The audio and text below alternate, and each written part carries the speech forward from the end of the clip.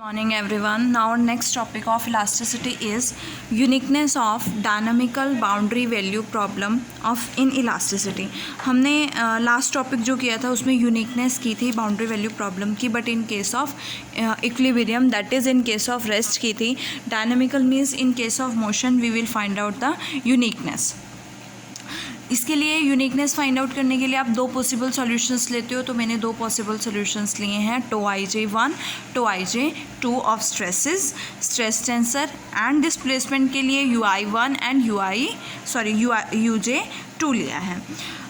Of a dynamical equation in elasticity मैंने क्या define किया, UI को जैसे आप डिफ़ाइन करते हो यूनिकनेस के लिए, UI is equals to UI1 minus UI2. क्या प्रूफ करना है, is equals to zero proof करना है, so that we get UI1 is equals to UI2 हो जाए और यूनिक हो जाए. सिमिलरली TOIJ को मैंने क्या लिया है, TOIJ1 minus TOIJ2. First boundary value problem जो हमने पढ़ी थी, फर्स्ट बाउंड्री वैल्यू प्रॉब्लम के अकॉर्डिंग आपके पास क्या होते हैं, स्ट्रेसेस प्रिस्क्राइब्ड होते हैं on body edge of a elastic body. तो जिसका रीज़न क्या है, V है. स्ट्रेसेस हैं तो आपके पास क्या होगा, TOIJ1 अगेन TOI न्यू के इक्वल होगा, TOIJ2 भी TI न्यू के इक्वल होगा. तो ये आपस में क्या हो जाएंगे, इक्वल हो जाएंगे ऑन सरफेस S. और अगर ये इक्वल हो जाते हैं तो TOIJ की वैल्यू क्या है, TOIJ1 माइनस TOIJ2 क्या हो जाएगा, it becomes zero. So we get TOIJ that is stress tensor is equals to 0 on the surface S. Next चलते हैं second boundary value problem. Second boundary value problem में आपके पास डिस्प्लेसमेंट्स प्रिस्क्राइब्ड होती हैं. So we get displacement UI1 is equals to UI2 हो जाएगी, और वहाँ से आपके पास क्या आएगा,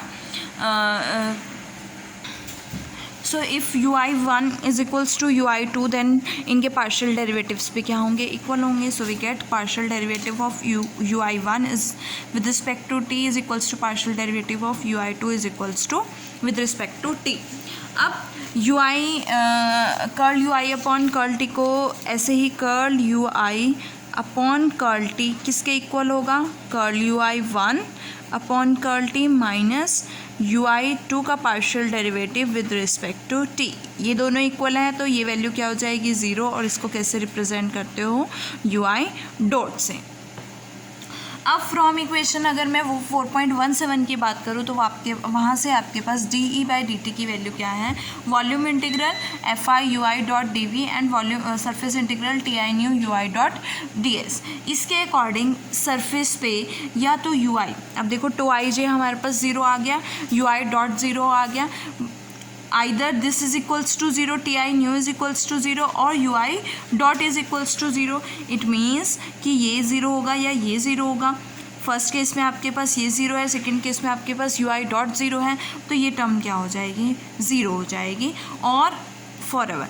एंड इफ़ बॉडी, अगर आपके पास बॉडी फोर्सेस एब्सेंट है तो ये टर्म भी क्या हो जाएगी, ज़ीरो हो जाएगी.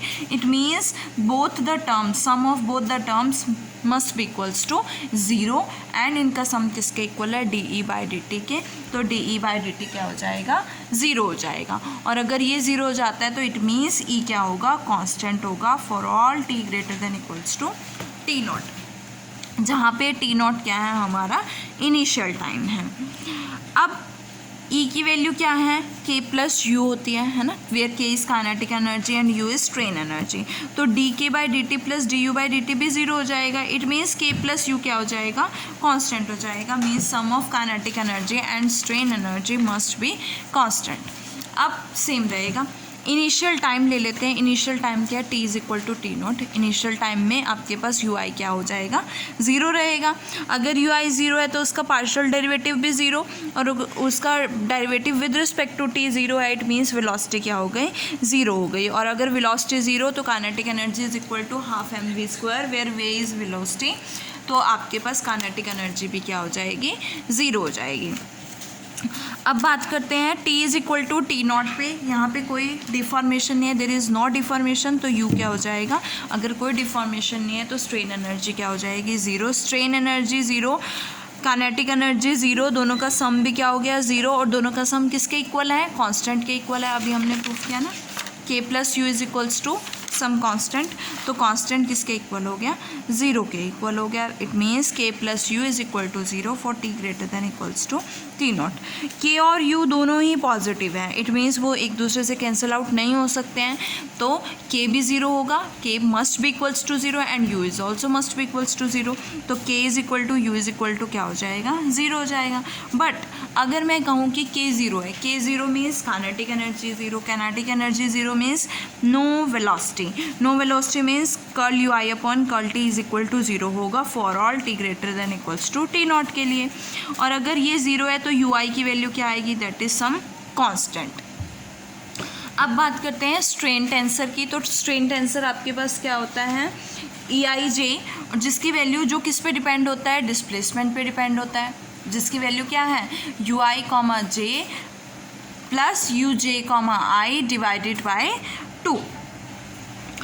अब यू आई जो है कांस्टेंट है तो उसका डेरिवेटिव क्या हो जाएगा, 0 हो जाएगा with respect to j. U j भी कांस्टेंट है, यू जे कॉमा आई भी 0 हो जाएगा. तो ये पूरा टर्म 0 हो गई.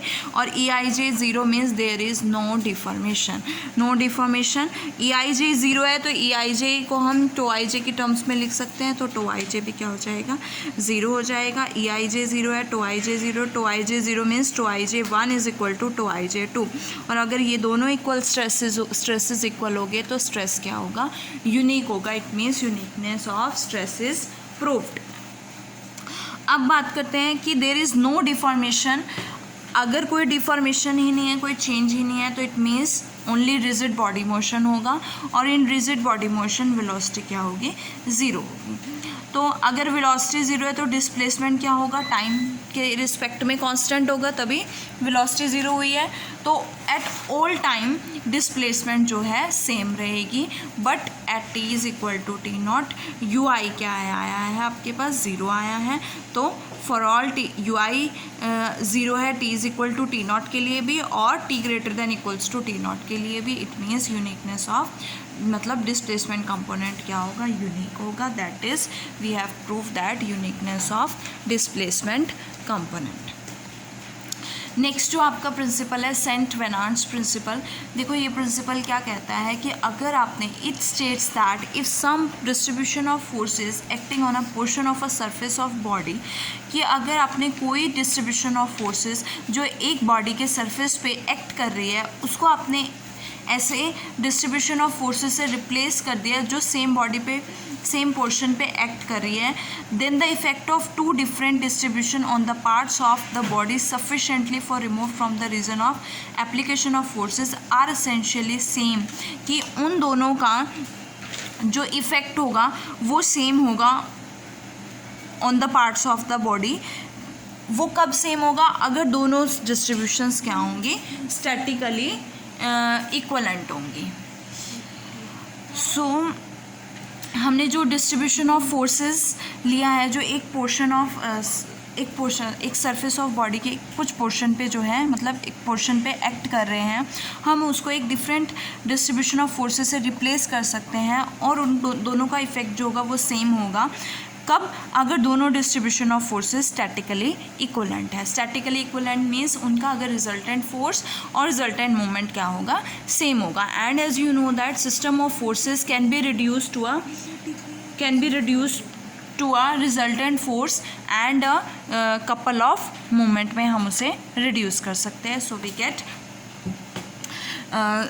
कि आपका रिजल्टेंट फोर्स और रिजल्टेंट मोमेंट सेम होगा, तभी वो दोनों सिस्टम ऑफ फोर्सेस का क्या होगा, डिस्ट्रीब्यूशन ऑफ फोर्सेस का इफ़ेक्ट सेम होगा.